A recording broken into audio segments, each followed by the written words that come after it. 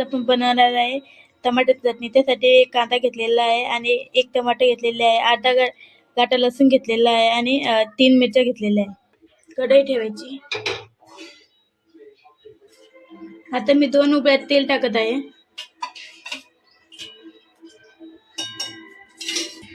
पाव चम्मच मी मोहरी टाकत आहे आणि पाव चम्मच जिरं टाकत आहे।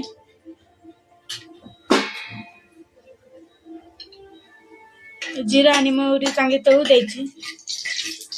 हे बघा, नंतर मग कांदा टाकायचा। कांदा चांगला तळू द्यायचा। कांदा चांगला तळला आहे। आता त्यात आपण मिरची टाकूया। मिरची चांगली तळून घेऊ। आता मिरची चांगली तळलेली आहे, त्यात आपण लसूण टाकूया। हे बघा,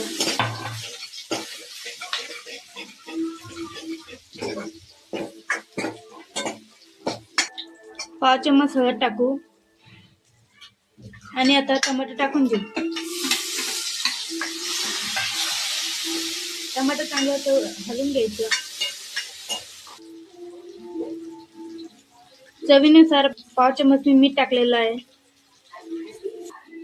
आणि आता आपण याच्यात कोथिंबीर टाकूया।